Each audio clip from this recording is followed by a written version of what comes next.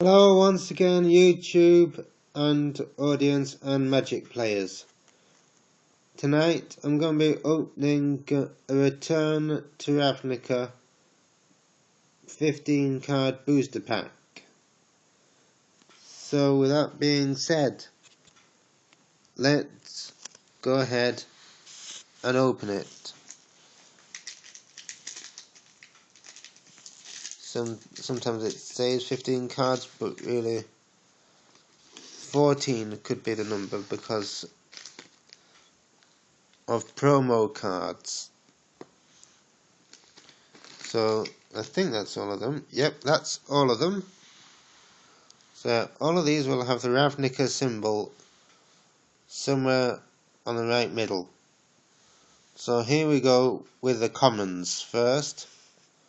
Our first Ravnica card is Catacomb Slug. It is a power of 5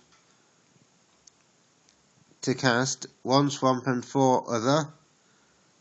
And it's a 2/6 slug. So yeah, good if you're defending, especially with black, which is hard to do. Could work in Demir though. Card number 2 for us is Launch Party.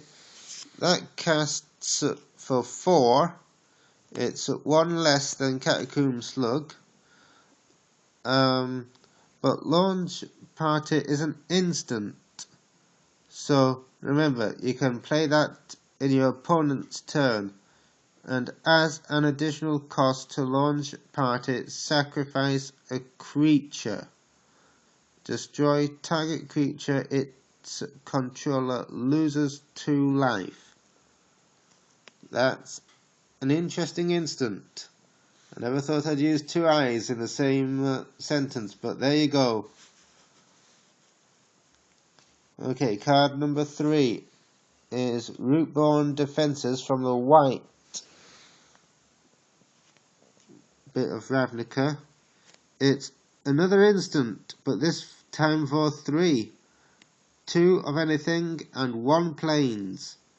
Populate. Creatures you control are indestructible this turn.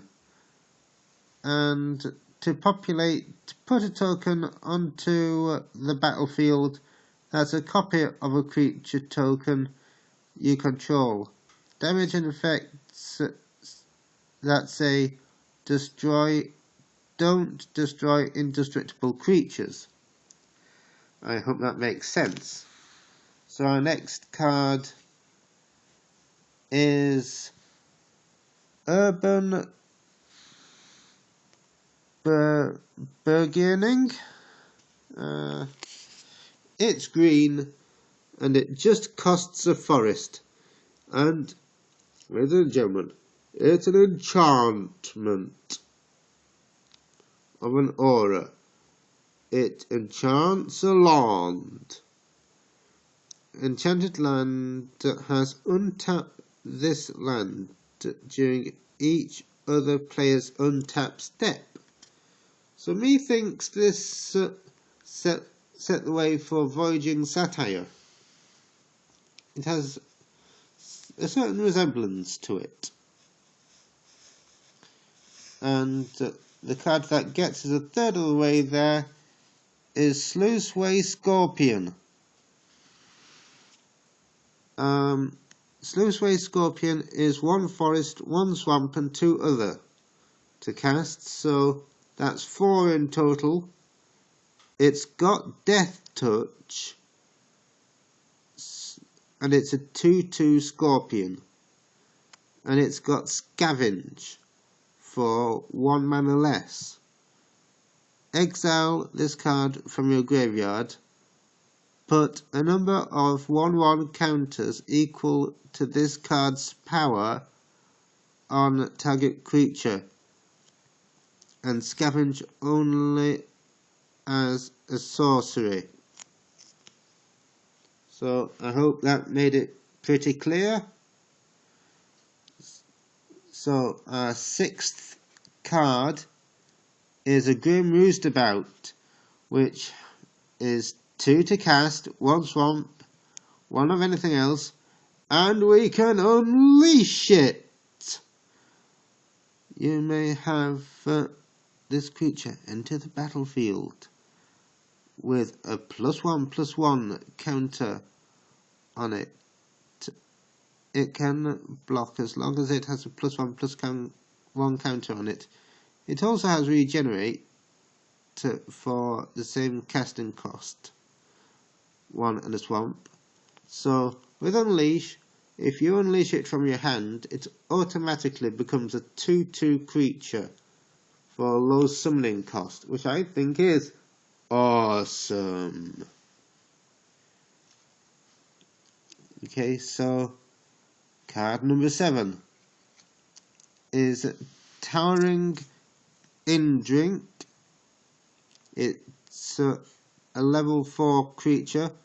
1 has to be a forest. The other 3 can be from anywhere else. It's got reach, so it can block flying creatures. And it's a 2/4 creature.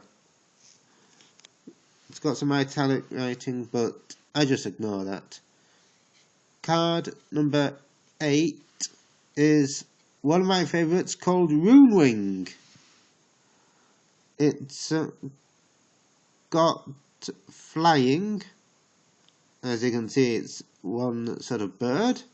When Runewing dies, draw a card, and it's a 2/2 creature, but costs 4 mana to come out. That's 1 island and 3 others.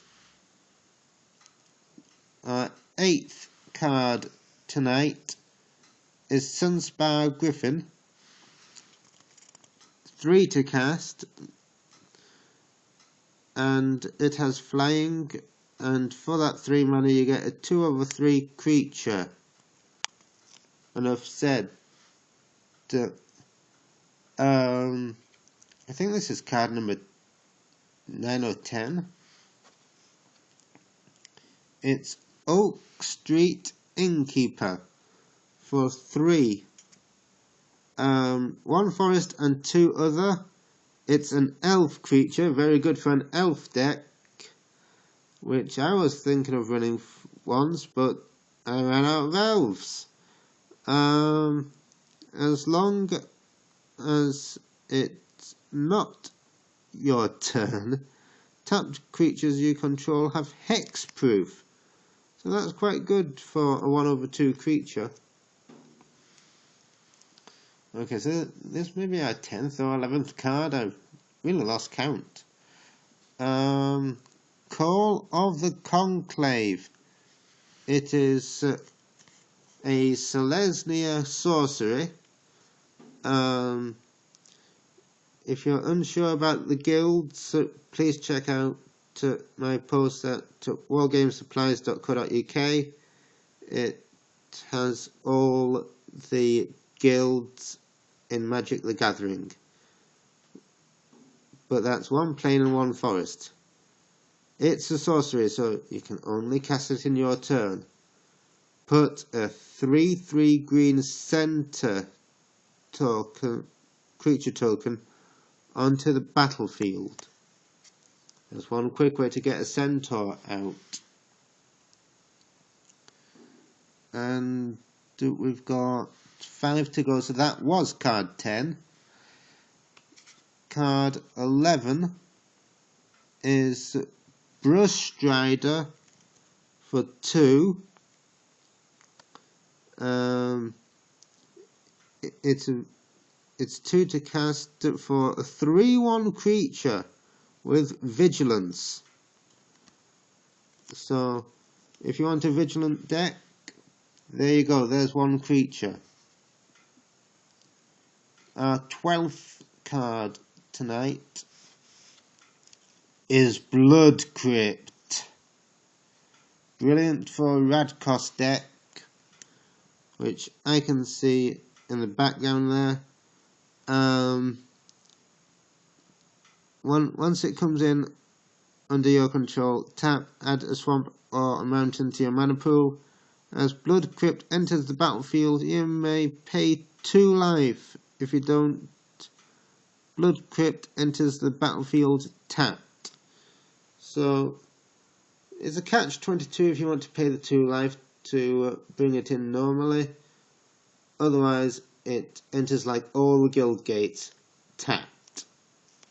Now, what do we think this card is? Is it a promo card? Is it a token card? There's only one way to find out, and that's to flip it. So, here we go. It's a centaur. There was some sorcery earlier on saying centaur creatures. We got our centaur creature out with 3/3 as promised.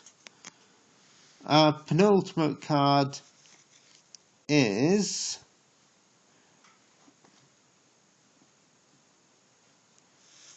it's a forest. It's a land.